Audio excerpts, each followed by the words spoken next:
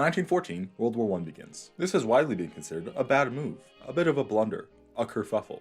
Not a good thing that happened. Over the course of the 4 years that World War I took place, America dedicated practically all of its resources to the war effort. Many jobs were either redirected to the war or cut entirely, as people couldn't stand the astronomically high cost. This meant that people's wages were either being cut or frozen. Shipbuilders, unskilled laborers that were now building battleships for World War I, had their wages cut for 4 years. Being so instrumental in the war effort and not being able to live a comfortable life with your family was obviously not desirable. So as members of a union that was associated with the American Federation of Labor, which we talked about last time, they decided to ask politely. Their parent company said that they would only give raises to skilled laborers, because building a battleship is just so easy. Plan B was to vote for a strike, and they voted for a strike. 35,000 people didn't show up to work, but it still wasn't enough. Quickly enough, federal government employee Charles Piez sent a telegram to the shipyard worker employees, telling them that if any wage increase were to occur, their contracts would be immediately terminated.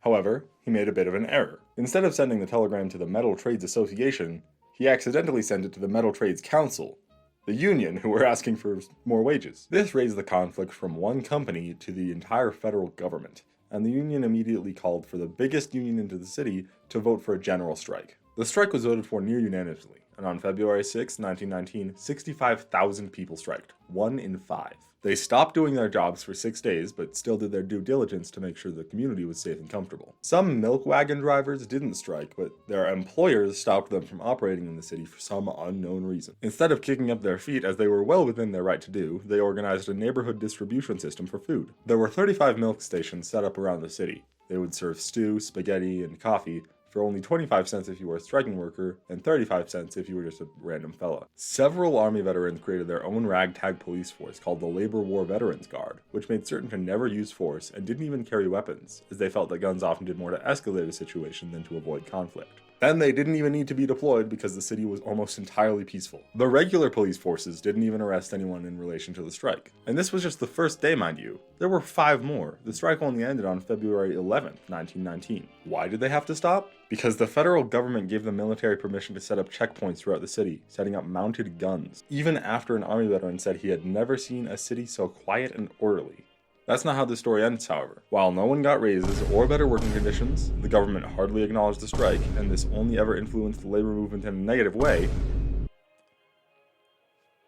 That's the end of the sentence. Several opposing parties began shortly after the conclusion of the strike. During the strike, there was a lot of authoritarian communist sentiment. Authoritarian communism, referring to state communism that nationalizes the means of production and crushes the rights of the citizen to ideally create a transition into a stateless society. That often fails because those in power will neglect the class consciousness of the populace. But with the harsh government crackdown on this explicitly left-wing movement began the first Red Scare. To understand the Red Scare, we need to understand all of the events that immediately preceded it and how it was being built up over time. Obviously, World War I veterans were traumatized and terrified of America being taken over by other ideologies.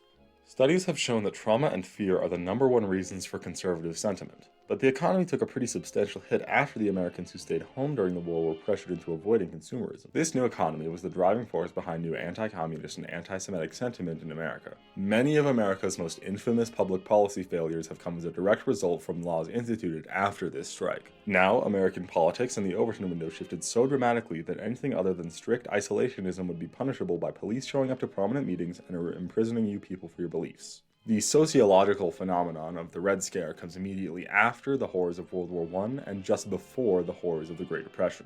Over the course of 1919, more radical anarchist action would be taken, which did nothing but help bigger companies spread the narrative that these people did nothing but hate America. In April, 39 bombs were sent out to prominent politicians by mail, Unabomber style, and only one of them wasn't caught throughout the mailing process.